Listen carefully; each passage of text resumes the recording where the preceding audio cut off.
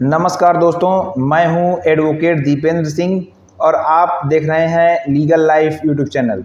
दोस्तों, legal life YouTube channel के माध्यम से हम आपके लिए देश में चल रहे सभी प्रकार की विधिक केसेस जो कि सुप्रीम कोर्ट, हाई कोर्ट में चल रहे हैं, सभी प्रकार की लीगल अपडेट्स जो भी स्कूल कॉलेज से संबंधित रहती हैं एवं कानून की सभी प्रकार के सेक्शन से संबंधित वीडियोस हम इस चैनल पर लाते रहते हैं।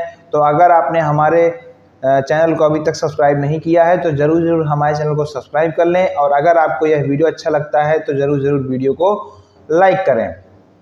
दोस्तों, यह चैनल साथी अधिवक्ताओं और सारे क्लाइंट्स और जो भी विद्यार्थी लॉ से संबंधित हैं उनके लिए बनाया गया है, तो आपको यह चैनल ज़रूर सब्सक्राइब कर लेना चाहिए।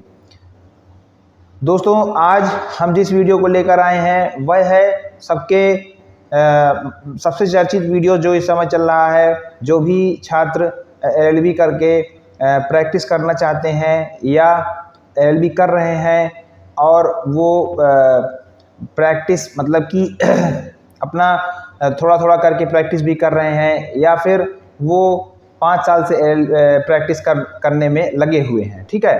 तो उनमें सबसे बड़ा सवाल है कि क्या वकालत के साथ साथ किसी भी कंपटीशन एग्ज़ाम की तैयारी की जा सकती है या नहीं।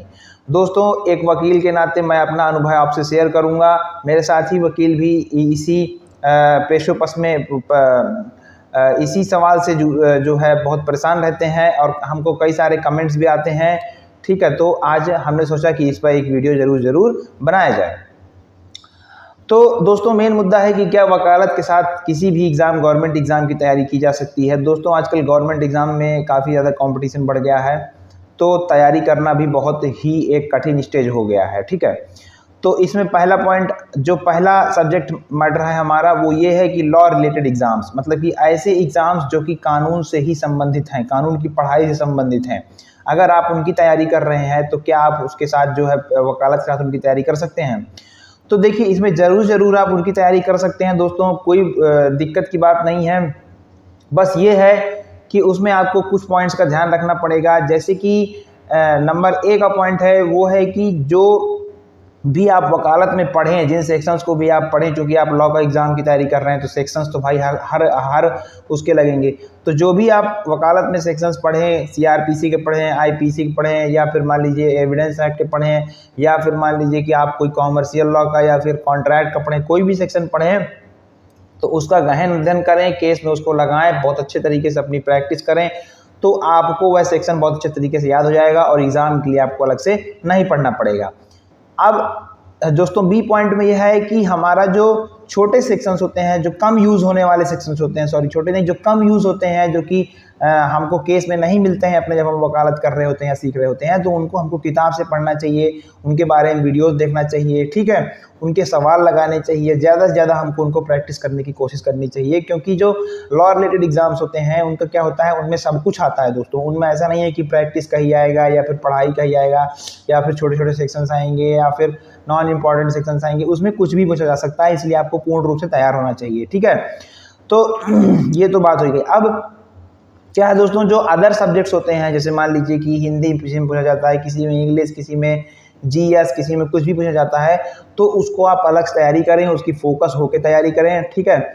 और वकालत में जब भी आप जाएं तो उसमें, क्योंकि क्या होता है ना, वकालत में शुरुआत में आपको कम समय देना पड़ता है, बाद में जब आपकी 5 साल की प्रैक्टिस ऊपर जाती है तब आपको ज़्यादा समय देना पड़ता है। तो 5 साल तक क्या होता है ना दोस्तों, कि आप आराम से अपनी तैयारी कर सकते हैं, ठीक है।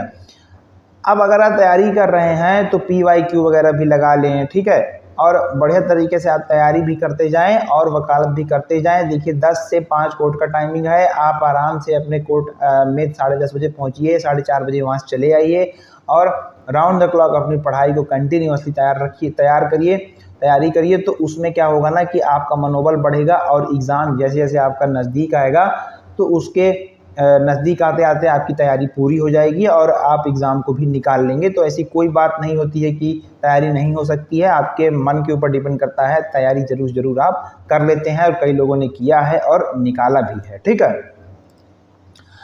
अब दोस्तों, अगली बात करने वाला हूं मैं, जो कि नंबर 2 है, वो है नॉन लॉ रिलेटेड एग्ज़ाम्स, मतलब कि जो लॉ से संबंधित एग्ज़ाम्स नहीं है। जैसे मान लीजिए आपका ऐसे एग्ज़ाम है जो कि जो कि इससे लॉ से इनका कोई ताल्लुक नहीं है, जैसे कि हो गया आपका एसएससी के एग्ज़ाम्स हो गए, सीएचएसएल, सीजीएल, या फिर समझ लीजिए कि जो और बैंकिंग लेवल के एग्ज़ाम्स होते हैं, ठीक है, रेलवे के एग्ज़ाम्स होते हैं। तो इसमें क्या होता है कि जनरल पब्लिक के लिए होता है दोस्तों, इसमें बहुत ही ज़्यादा कंपटीशन रहता है, क्योंकि इसमें ऑल ग्रेजुएट्स, ऑल 12th पास को मांगा जाता है कई बार। तो ये जो एग्ज़ाम्स होते हैं इनकी तैयारी दोस्तों बहुत ही ज़्यादा फोकस करके करनी पड़ती है, बहुत ही ज़्यादा कंपटीशन रहता है। तो अगर आप वकालत कर रहे हैं और ये इनके सब्जेक्ट्स की तैयारी करना चाहते हैं, तो थोड़ी सी दोस्तों मुश्किल है, क्योंकि वो out of the stream subjects हैं, ठीक है। Out of the stream subjects में क्या होता है ना कि आप वकालत करेंगे, आपके दिमाग में सब केस लॉज, सब जो है सेक्शन, सब जो है कानून की धाराएं सब चलती रहेंगी, फिर आपको आके वही पढ़ना पड़ेगा, क्या बोलते हैं, मैथ पढ़ना पड़ेगा, और क्या कंप्यूटर पढ़ना पड़ेगा, ये सारी चीज़ें पढ़नी पड़ेंगी, गहन पढ़ना पड़ेगा वो भी। तो इसमें क्या होगा ना कि इसमें आपको मुश्किल आने वाली है दोस्तों। और हालांकि करने वाले कर लेते हैं, और मैं ये नहीं कहूँगा कि तैयारी मत करिए, तैयारी जरूर करिए। अगर आपका एम है, आपके अंदर क्षमता है, तो आप जरूर उसको निकाल लेंगे, लेकिन थोड़ी जो है इसमें मुश्किल आती है दोस्तों, ठीक है। अब इसमें क्या होता है ना कि जैसे जैसे आपकी प्रैक्टिस बड़ी होती चली जाती है, और आप मान लीजिए सोचते हैं कि मैं ये वाले जो एग्ज़ाम मैंने बताए इनको निकाल लूँ, तो फिर थोड़ा सा प्रॉब्लम आती है। लेकिन अगर आप मैनेज कर लेते हैं सब कुछ, तो बहुत ही उत्तम होता है, और एक बार आपका एग्ज़ाम निकल जाता है तो बहुत ही अच्छा होता है। हालांकि कई बार क्या होता है ना दोस्तों कि 5 साल बाद आपकी प्रैक्टिस भी थोड़ी बहुत अच्छी होने लगती है, तो फिर आपका ये भी लगता है कि मैंने इतने साल इसमें दे दिया है, तो मैं इसी को कंटिन्यू क्यों ना करूँ, ठीक है। तो मेरे इस बात का ज़रूर आप ध्यान रखें।